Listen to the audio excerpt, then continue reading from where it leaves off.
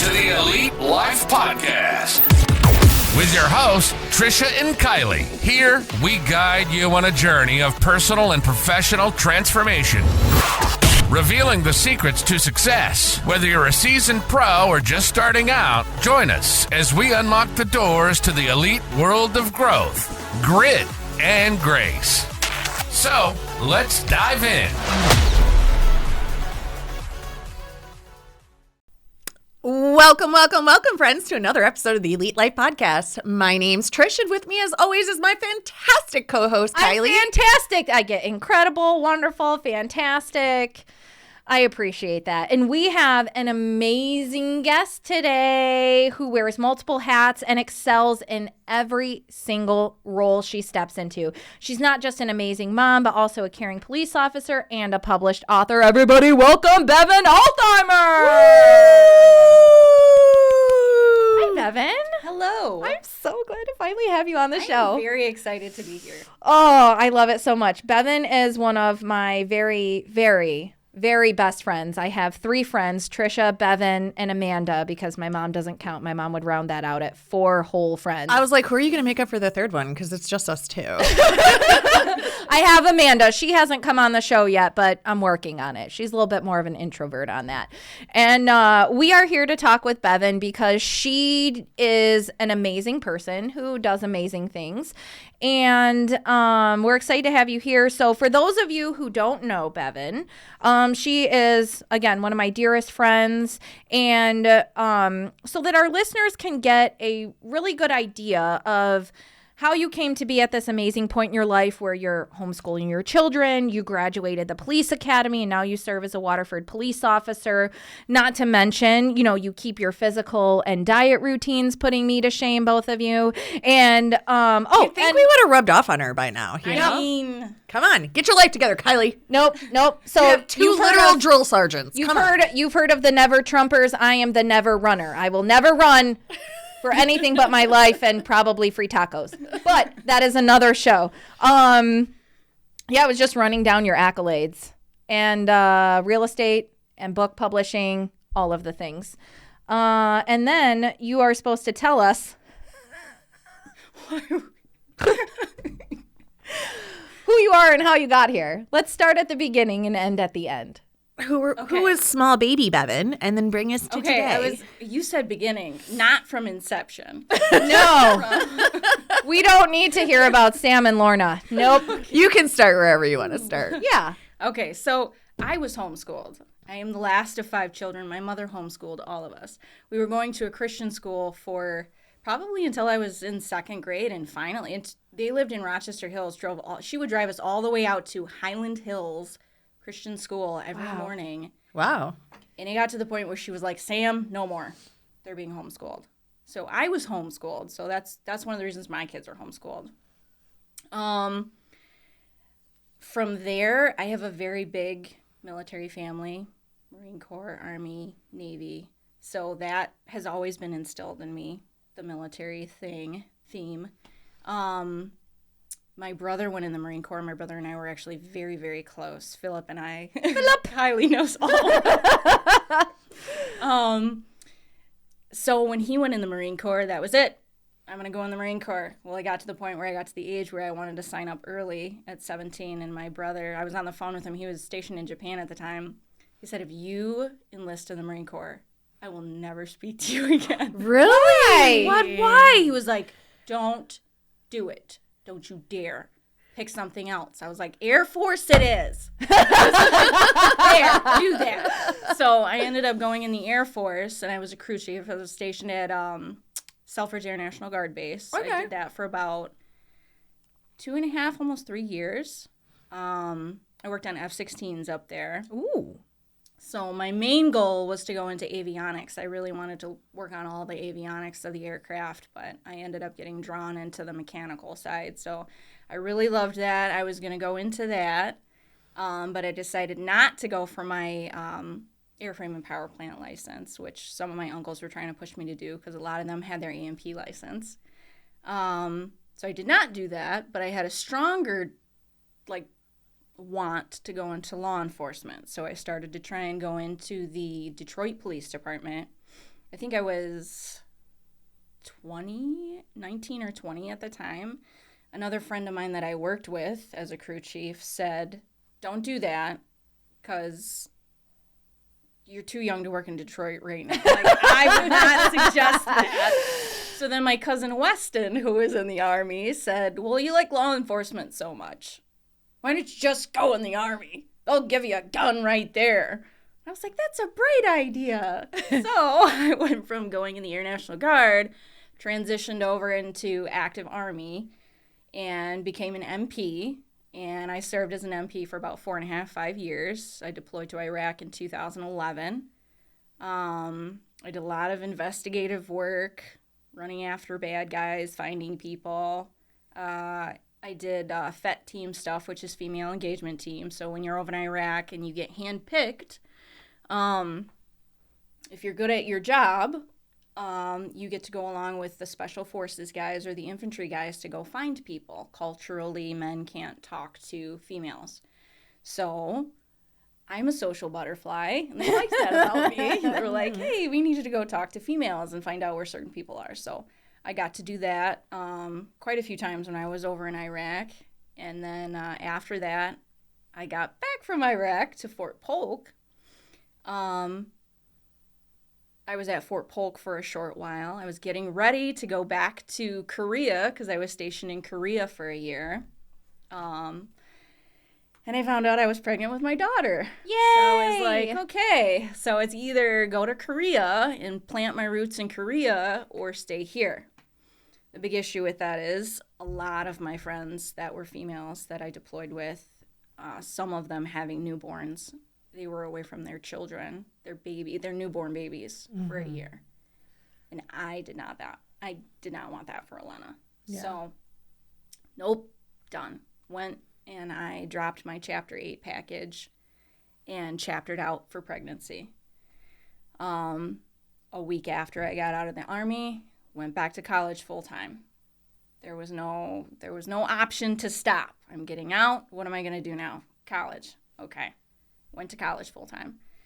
Got my degree. I went all the way through. I started college in my 3rd trimester. So the majority of my pregnancy I actually spent in the Army. I continued to do PT while I was pregnant. Holy smokes. Continued all that stuff. Nothing changes just because you're pregnant. So yeah. Continued to do that stuff.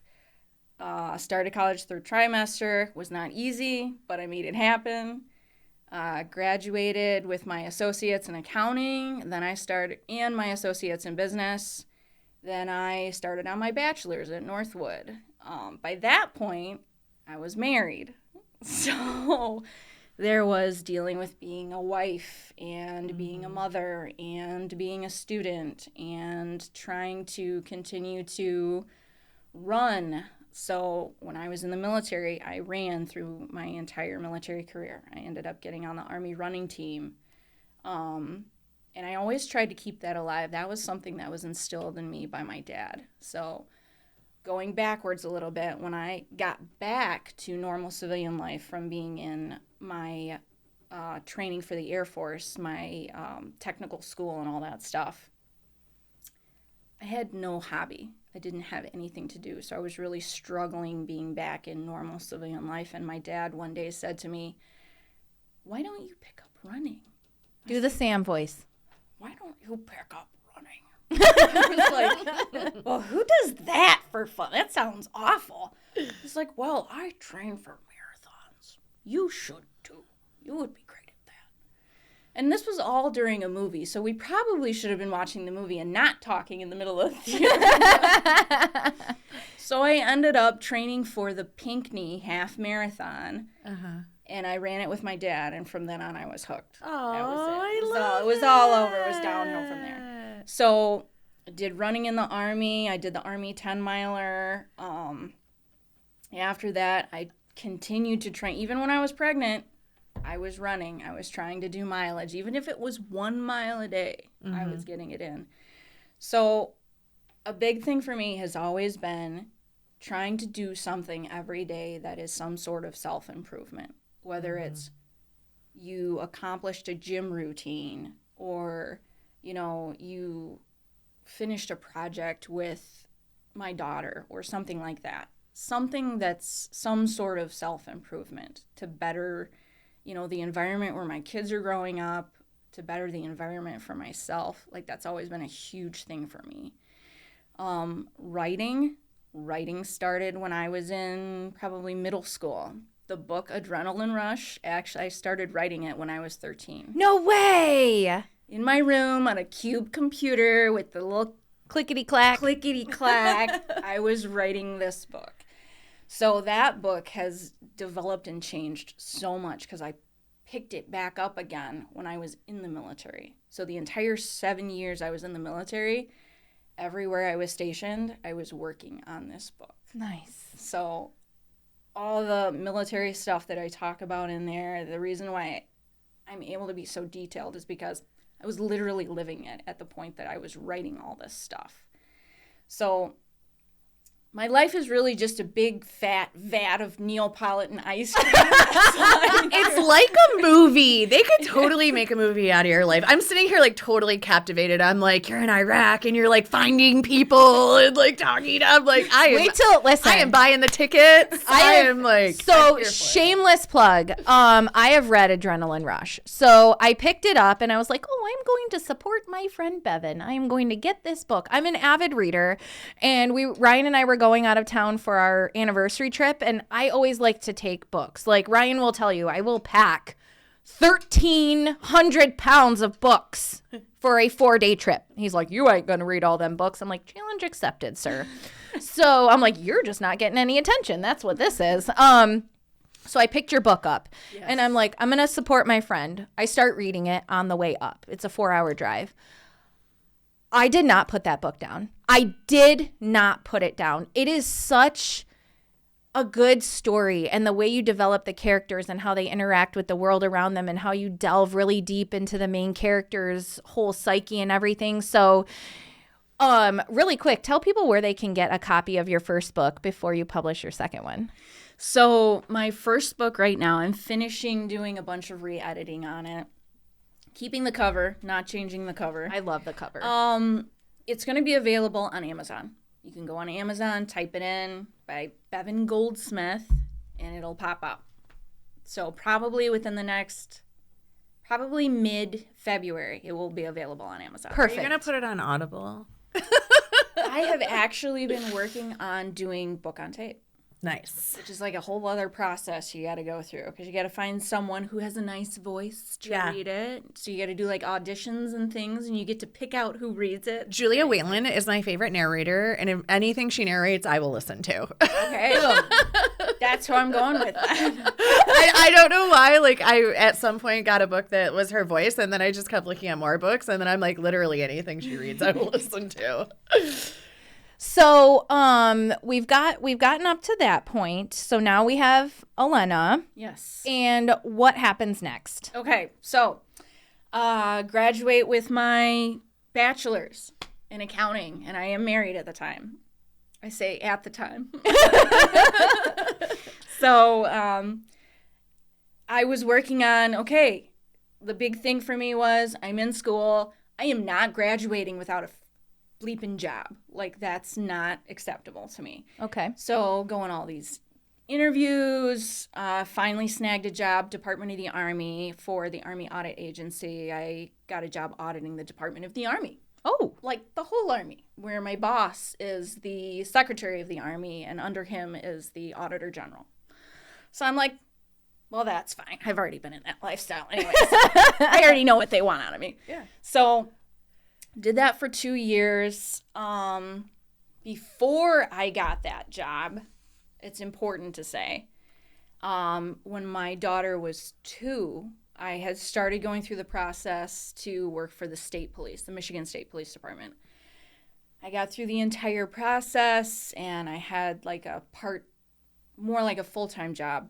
I was supervising a lot of the clubs in Royal Oak, so I would get home probably 3-4 o'clock at night because bars don't close until 2.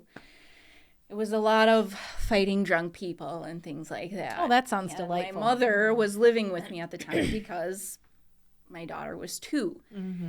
So I remember getting up in the morning. I was absolutely thoroughly exhausted. And I walked to my back balcony. I lived in Walled Lake at the time in a condo. I looked out, the sun was shining down. My mom had Elena downstairs playing in the dirt in the garden because Elena wanted to squish the mud. She's all muddy. And it was then I realized the state police, I cannot do that because I cannot be away. If I went to the state police, I would be away from her for 5 months, only be able to come home on the weekend to see her. And I told myself, that's not going to work because the reason that I got out of the military was for her because I promised myself I would be here for her. So I went back to my room to check my email, and lo and behold, I had an email from the state police saying they wanted me to come take the PT test because they wanted me to come to their academy. And I wrote the recruiter back that day and said, I had a change of heart. This isn't going to work for me. So fast forward back to I'm auditing for the Department of the Army. I get one of my first major projects. I have to go away. So I fly to Fort Dix in New Jersey. I'm away for a week. I did that for about 2 years, and there was a point where I was stationed at Fort Belvoir in Washington, D.C. I was away for 2 weeks. I finally said, I can't do this anymore because I'm away way too much. I cannot do this. So I ended up resigning, stepping away from that position. Immediately, if there was one thing that my ex-husband knew about me, he knew that I can't sit still. I can't just not do anything. So he looked at me and said, what are you going to do now? I know. You either have a contingency plan or you're making one right now. Yeah. So we had talked about having more children. So I said, well, since I'm stepping away from this, why don't we have more children? So I got pregnant with my son, Jonathan. Yay, John. Immediately after I got pregnant, I thought to myself, well, what am I going to do? Sure, I'm pregnant, but what do I do while I'm pregnant? And of course, my ex-husband at the time was like, what is wrong with you? Why don't you just focus on being pregnant? Like, just sit down. I'm like, No. I can't sit down. Like, when I sit down, now I feel useless. Like, I'm not contributing anything. I'm not doing anything. And another big part of that is being an example for my daughter. Like, life, not to sound depressing, life sucks sometimes. Like, life is hard. Life doesn't care if you have other things going on. Like, you got to figure out how to make things happen. And if you have goals, you're going to have a lot of mountains in the way sometimes, and it's going to look like you're not going to make it to that goal. But you have to figure out how to either dig through the mountain or go over it. But there's no stopping. The moment you become a quitter is when you stop trying to accomplish something or better yourself.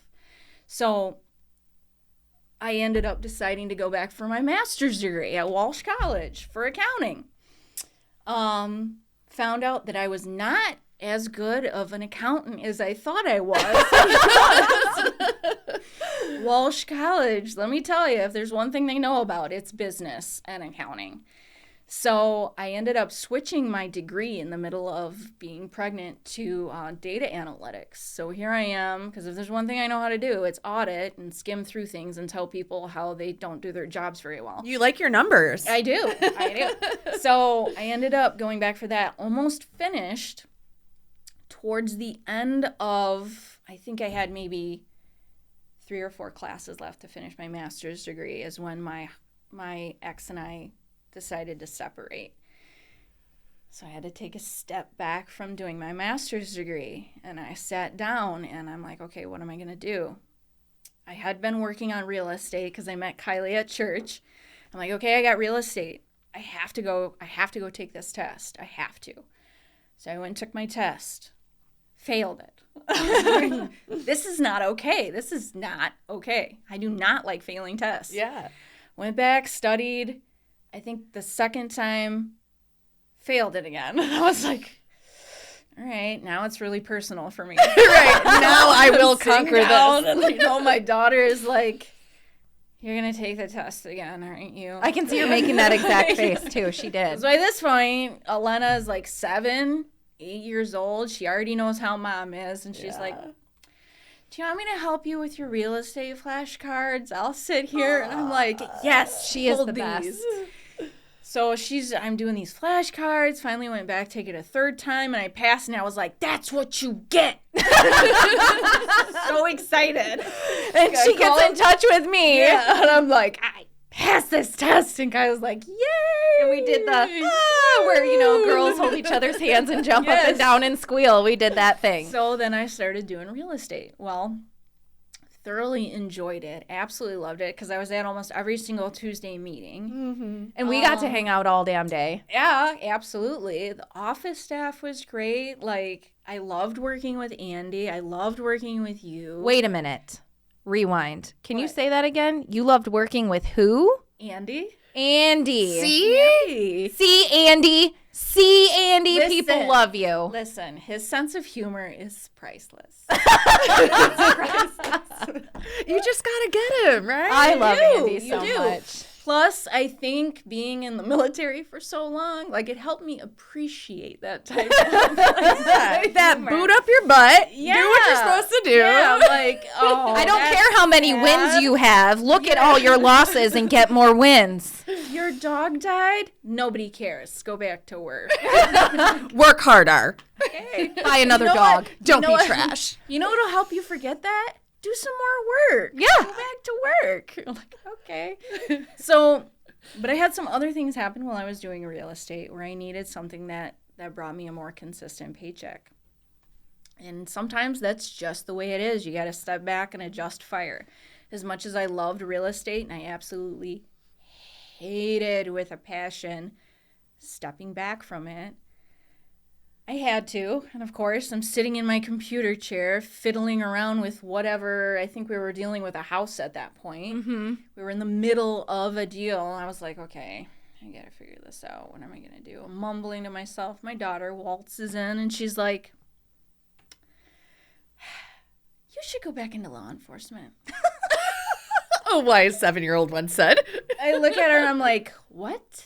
She's like, well, you love law enforcement. You love, like, you love it. I know you love it. And I know that you miss it. I see you miss it. Oh. I do miss it, honey. But Mommy stepped away from that because Mommy had you. She's like, who cares? I can wipe my own butt now. So, And she can wipe John's butt. she's like, I'm older now. And, you know, John wears pull-ups, not diapers. So we're like, we're halfway there. Yeah, Like, totally self-sufficient. she's Don't like, need you. she's like, you can do it. And I can microwave soup, Mom. she's like, I can make eggs and cereal. I'm like, Totally got this. okay. She's like, so you should do it, Mom, because you love that. And when we're grown up and we're not here, what are you gonna do? Okay, you got like a huge point there. I don't have an answer. Like, I don't have an answer. So immediately got on the phone, called Oakland Police Academy, and they're like, oh yeah, by the way, our academy starts next week. Okay then. So I had to go through the interview process, through the entire packet, all that, and I ended up passing everything, starting the police academy the very next week. Went to the police Oh, academy. God, the stories from the police academy. Oh my gosh. So going through the military police academy in my 20s was completely different than going through the academy in my 30s. Because now I was 35, already had 2 children, and everyone who has children here understands that your body doesn't work the same way. No. Much less like working up early in the morning to do push-ups and sit-ups and all the things in that area. So I had to sort of revisit a lot of pieces of myself that I left when I walked away from the military, and that was an interesting process, because one of the reasons I put those pieces away is because there was no place for those pieces in being a mom.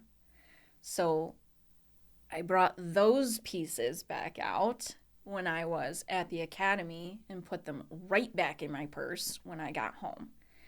I remember calling Kylee almost daily with, I don't know how I'm going to make it through this because the average age of this academy is like 22, single with no children. And she's like, and these kids are freaking stupid. I can't I can't believe this is the future of our law enforcement. We're doomed. Like, I don't know what to do. I need you to help me and tell me to keep doing this because I want to quit. She's like, no, you're not going to quit. You're an idiot. Don't be an idiot. Did you put on your Trisha coach hat? I did. Sounded like you to a T, and I was like, are you on my side or Trisha's? Who are you? She's like, stop crying and just take it. So Nobody cares. Work harder. it's just like, just do it. Say good morning to me, and I'll, continue to tell you to suck it up and just keep going. And every morning I text her, Good morning, sunshine. good morning, sunshine, day 12 of the academy. And it was, what, 6 months? Yeah, I'd get a day 40, blah, blah, blah, of the academy. And she'd be like, you're almost there, but I need you to be finished because I miss you. I and did. I don't missed get to you see you. terribly. Yes. But this is a good place to pause, right? Is this a good place to pause? So when we get back, Bevin is going to finish telling us how she went through the academy, doing all of the things, wearing all of the hats. And then she's going to tell us some amazing stories about being a cop. And then she's going to tell us some more amazing stories. So make sure you come back for the amazing stories. You're not allowed to use the word amazing anymore in this podcast. Did you know that over 80% of real estate agents call it quits within their first year in the business? It's a staggering statistic. But at mystarsacademy.com, we're here to change that narrative. Our expert-based training and coaching program caters to both agents and brokers. The Agent Accelerator program is your key to leveling up your real estate business. Learn how to generate a constant flow of free leads, convert those leads into loyal clients, and keep them coming back for more as repeat business. Our industry experts bring years of proven success to the table and provide one-on-one coaching to help you achieve structure and work-life balance. We'll map out a plan for you to follow, guiding you through the steps to scale and grow both in your business and personal life. Don't become another statistic. Visit mystarsacademy.com and enroll today to pave the way for your future success. All right. Can I have the clap? Okay. All right. We are back with Bevin, who is telling us an amazing story of how she came to be where she is today. She started at the beginning. I mean, when you have an author on, it doesn't get much better when you get stories. I'm just saying. It's like you do this for a living. We're I love it so captivated. much. This is great because I know a great many of these stories, but it's like when we interviewed Andy, you're like, I already know the stories, so you have to write the outline. I know none of these stories. So let's let her finish her story. All right, so you left off. Where did we leave off? Police Academy. Police Academy. Police Academy. It was difficult, and I missed you. Is Yes. where we left off. You let Kylee coach you through. Yes. Yeah, and that was a shit show. I mean, The blind leading the blind. the one thing Kylee does better than anybody is makes you smile and laugh. This is true. She can brighten any day. Very true. We have a Very, lot of very laughs. true. If you are sad, just call Kylee. Yeah. Yes. Or you can subscribe to the Elite Life podcast. I mean, there's plenty of Kylie over there. All right. Carry on, madame. So, Police Academy, yes, in the middle. So, major thing with the Police Academy is being in shape. So, being in shape means not eating what you want to eat anymore. So, Chicken and broccoli. yes, Brown rice. chicken, broccoli, brown rice, not even rice. I actually cut grain out completely. Oh. Vegetables, protein, that's it. I would allow myself to eat like nuts, like mixed nuts. I felt like a loser, frankly, because everyone in like the lunchroom had like oh my God. And this was the other thing. A lot of them lived with their parents Aw. still. So their moms made their lunch and they were like, what'd you bring? Chicken nuggets and Who macaroni packed and your cheese. lunch? I said, a mom packed my lunch. This mom.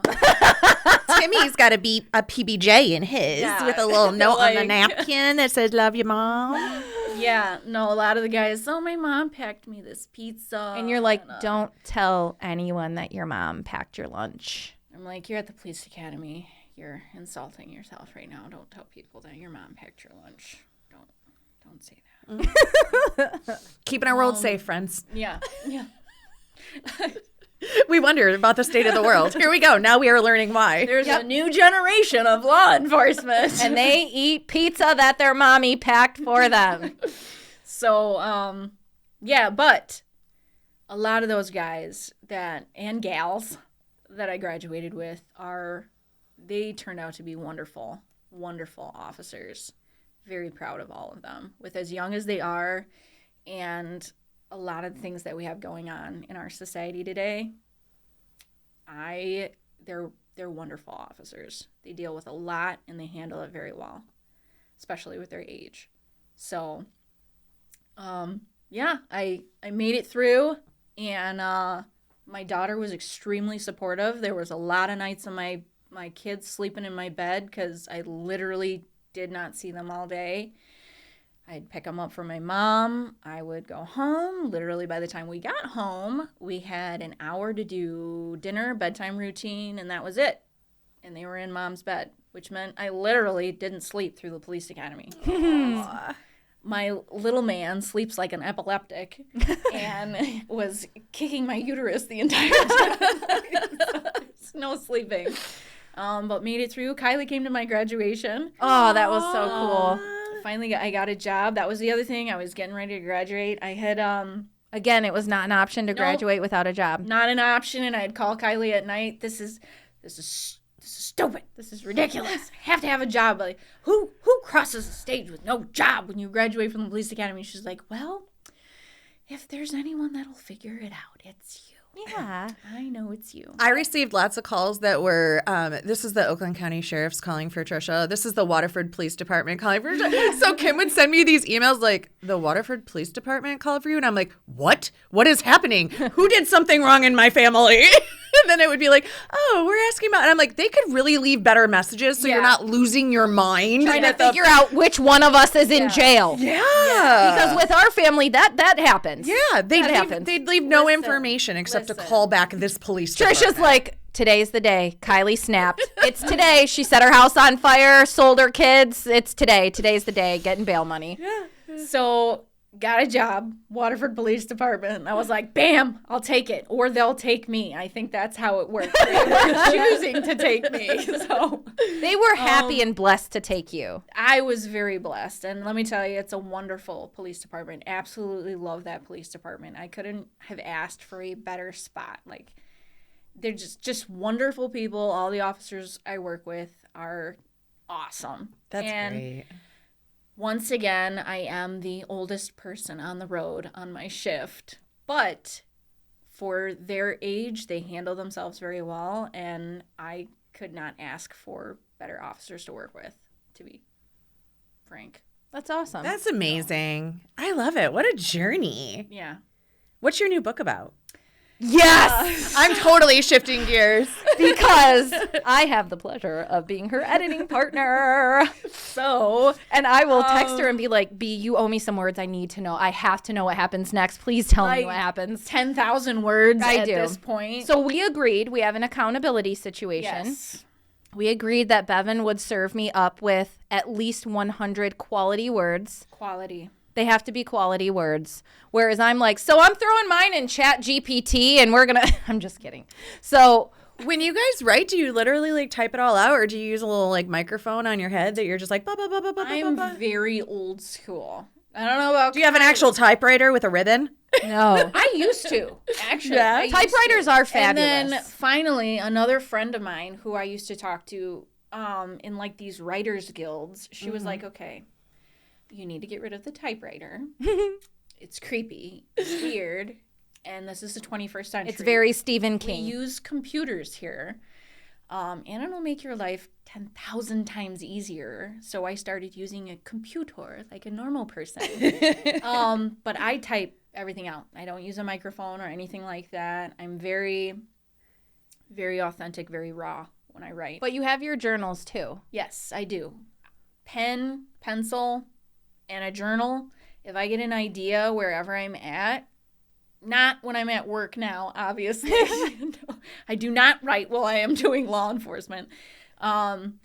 Even just sitting in my bed if I'm watching television, and I'll just randomly get an idea for a scene in the book that I'm currently writing, and okay, click, and I'll start writing. And Elena, she already knows what I'm doing. She'll be like, I'll turn this down. Turns the TV down. And I'll write out scenes in my journal.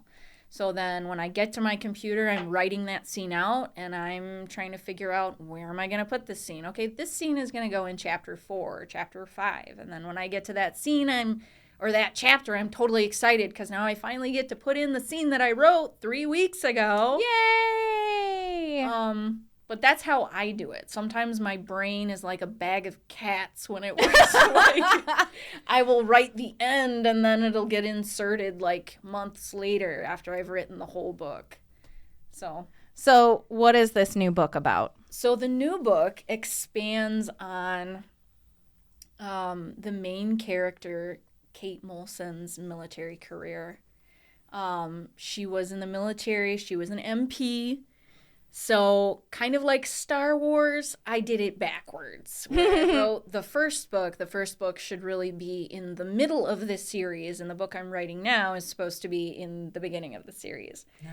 So that's what the second book is about. It's just expanding on all of her experiences in the military, and immediately when she gets out of the military and gets a job with the detective organization that she's working with in the first book. So you can really understand where she's coming from and all the experiences she's gone through to make her why she is the way that she is. And if you've read the book, like Kylee has. So, funny story about that. A few people from the church that Kylee and I used to go to actually bought the first book and read it. I remember coming into church, and they pulled me aside, and they were like, "Are you okay? You need to talk to someone." I'm like, "What are you talking about? Do you need more Jesus? Should we dump I you in made the it tub?" to church. Like, I feel like can I just give you a hug? I'm like, "What is going on?" Or like, "We read your book. Did these things really happen?" And I'm like, "No, it's completely fictional. It's a book. It's a book. It's a story. It's fictional." "Oh, they seemed so real." That's the point of, well, it did its job. That's the point of writing. Yeah. No, these things are totally false. And if you've read the book, like what they're asking me about, I'm like, no, these things are completely fictional. Right. None of them are real. They did not happen. I will say, as I was reading the book, it'll be different for people who are reading the book who don't know you personally, right? But knowing you personally, as I was reading the book, I looked at Ryan, I'm like, oh my God, this just happened, and I wonder if that happened to Bevin. Ryan's like, you're stupid. Put the book down. Smooch my face. Bevin didn't go through that. She made that up. We let her watch our children. She'd be a sociopath. Yeah, so it is a really good read. Adrenaline Rush was, like I said, I finished it in like 3 days, could not put it down. And now you can give it to me because you have 75 of my books. So I will loan it to you. I'll be like, I used to have these 15 books and they're all gone. You're also missing socks, shirts, and a couple of hats, all right? I know you miss Nikki. I'm filling that role of stealing your shit. Thanks, bud. You're welcome. You have to give it back, though, because it is signed by the author. Oh, there is a love note in there. It is special. It is special. I will loan it to you, though, so you don't have to wait until the middle of February to read it. Okay. And then you can be super ready for the second book to come out. Yes. The second book should be finished by the middle of March. And I'm hoping to do a book signing at Motor City Comic-Con in May, if they allow me to get a table there. Exciting! So be there. Go find Bevin. Mm-hmm. Say hi. Get a copy of her book. Yeah. Yep. She'll write her name in it for you, and she'll probably put a love note inside. And now you know how amazing and awesome she is, that she doesn't just write books. She saves the freaking world. She For does. real, in real life. She Literally. saves the world. One call at a time. I love it.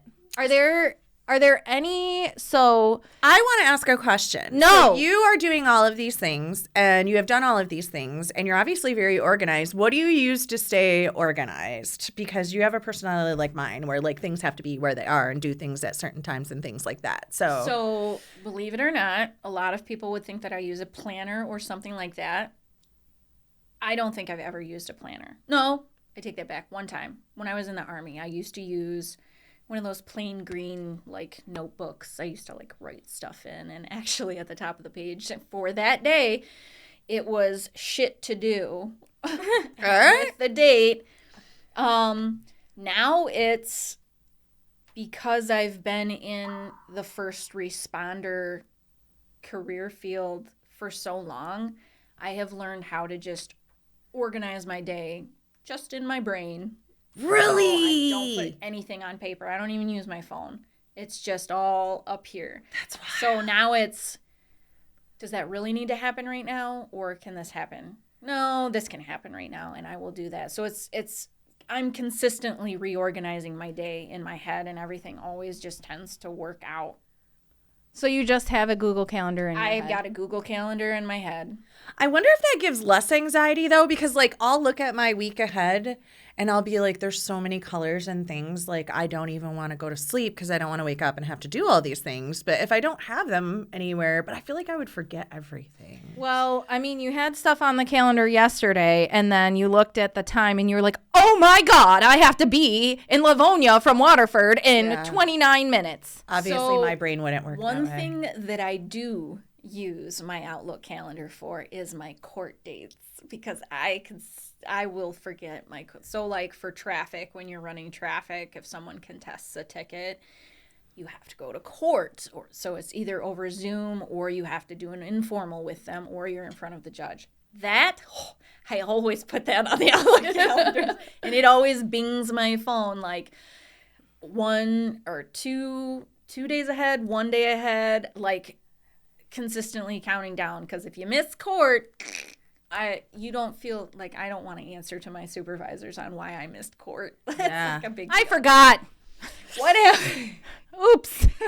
Because is it forgot true? to If you tell don't you. show up, then they just get out of that ticket, right? Yeah, and that's a no-go. That's an absolute no-go. So the only other time I used something like that was when I was doing my certification for bodybuilding coach, which was What? That wasn't even on. That wasn't on the list. Yeah, what other jobs have you had that we didn't know about? I am Horse trainer? I am equestrian.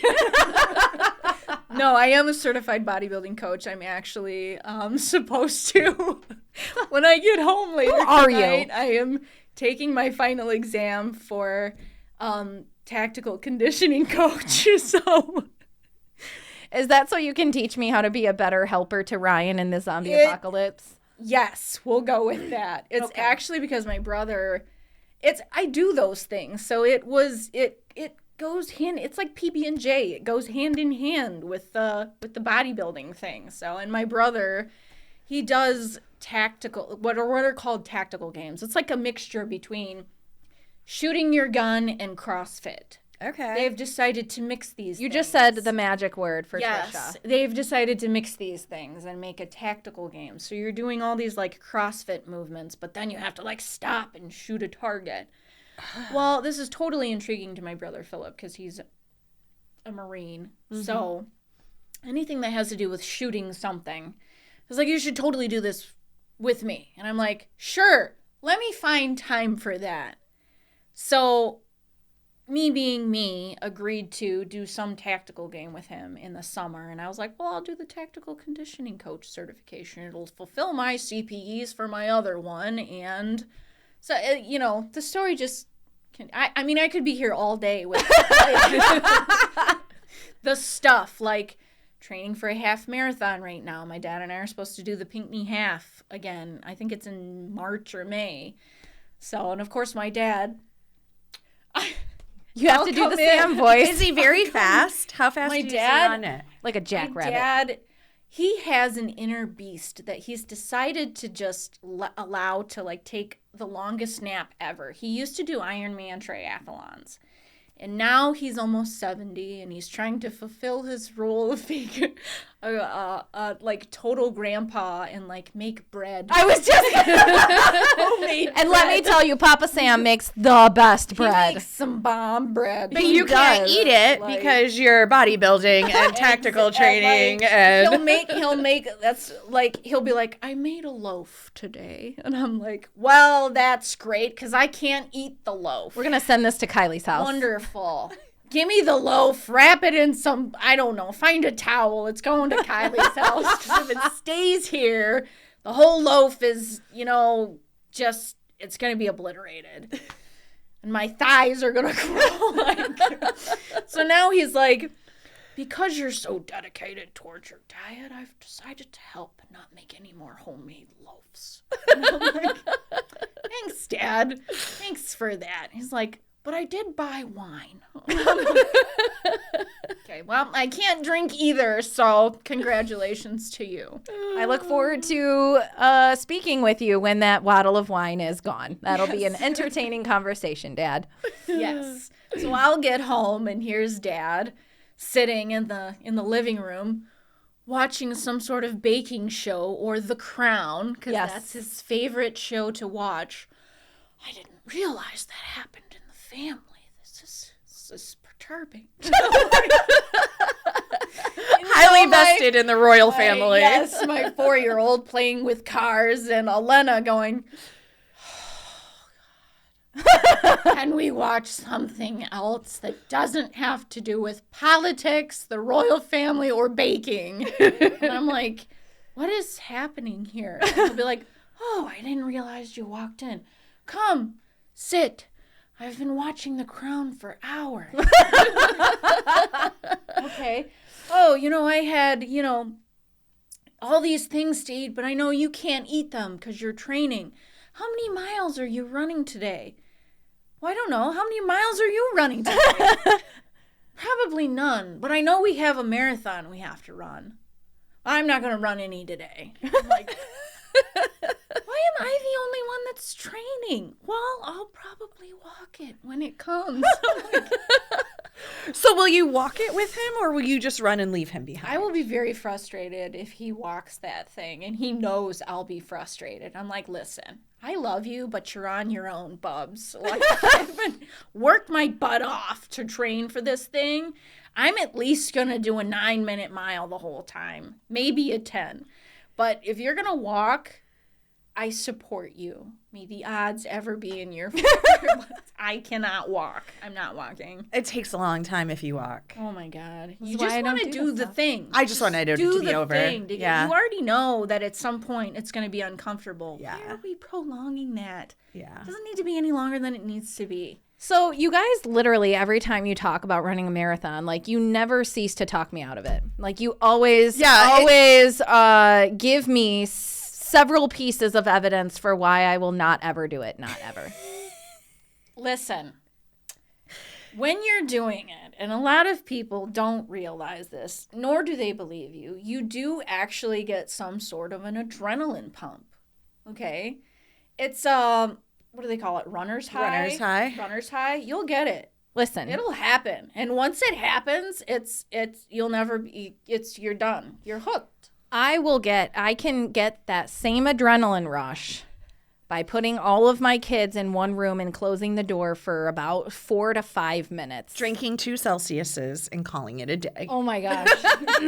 Yeah.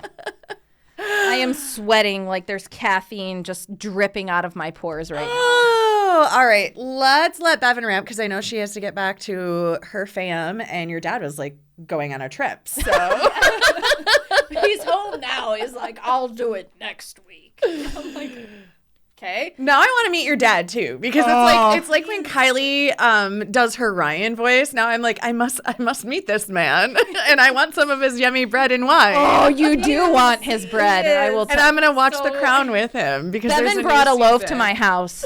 It was less than 24 hours because you were on shift the next day. Yes. I had Elena. She comes over and she's like, hey, can I get a piece of that bread? I'm like, there's none left for you to have. Here's a crumb. We ate it all. I ate it all. The thing to understand about him is he just retired again. So he retired from automotive from a company called Valeo. He worked there for like 22, 25 years and then decided to retire and become a missionary. Moved to Albania, lived in Albania for 9 years as a missionary, and then retired again and is now living with me. So in Albania, everything is like made from scratch. Bread, everything. Everyone eats stuff off of the farm and kills their own animals. So that's what he's coming from right now. So they're super healthy, is what you're saying. Super healthy, Yeah. except my dad indulges in the healthiness to the point where it's not really that healthy. yeah. So it's like, Fair enough. yeah. So that just goes into my dad's personality. You're going to come home one day and there are going to be like chicken feathers all over the kitchen. Today, Jonathan and I went to get a chicken. And I was instructing Jonathan on how to properly defeather a chicken. And we came back with 25 chickens. But that's my goal for this year, is to go on a mission trip. So now I have another thing to talk to him about and meet him for. Boom. I got that'll be part 2. We'll have to have him on for the podcast. Yeah, absolutely. Let's do it. Is there anything else you want to share with our listeners or chat about before we let you go on to your regularly scheduled life? I think one thing for sure, kind of like what I said earlier, life sometimes just throws you some curveballs that might seem really crappy. But the time you take to beat yourself up over doing something wrong is the time you could have taken to do it right. Oh, I love that. That's a mic drop clip right there. It is. That's what I've got. I love it so much. That's beautiful. Thank you, Bevin, so much. This was awesome getting to know you better. Yeah, I told love you this we time. needed to have her on. Trisha was like, who are we going to interview? I'm like, freaking Bevin! She's I'm like, here for it. I don't have the pleasure of knowing Bevin as well as you do. I'm like, well, let me tell you something. It's going to be a great show. And it was. Good stuff. Do we have time for fun questions? Sure, go right ahead. You have 3 minutes. If you could be who's your favorite villain and why? Bane. I knew she was going to say that. That's so weird. I was like, I bet she says Bane. That's wild. I was born in the darkness. I was molded by it. Why did I know that in my brain? That's so weird. Good. He is by far, and it might sound like it makes no sense, but he's by far one of the most normal criminals I've ever seen. He's just wonderful. I love it. All right. Trisha, do your question. If you could go back and tell teenage you something, what would you tell her?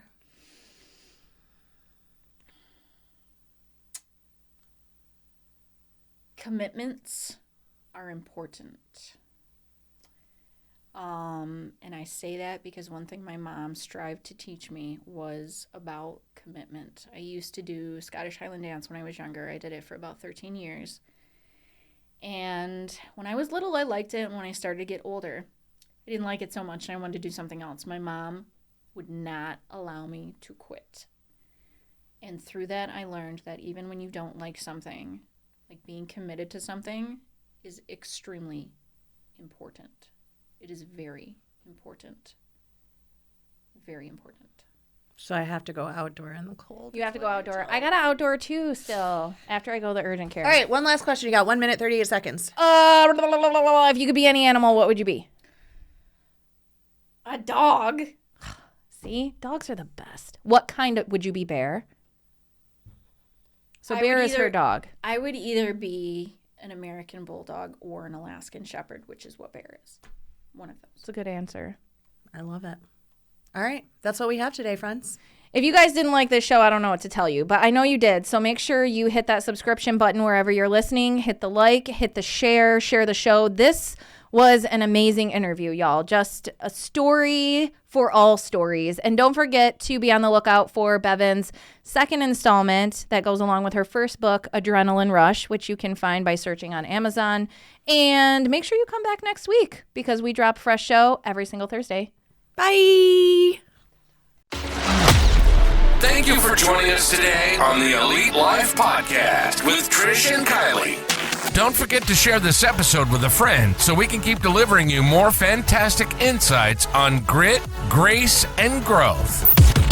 Stay connected with us on Instagram and Facebook, where we'll keep the ideas flowing to help you build a life you love and leave a legacy you can be proud of. Until next time.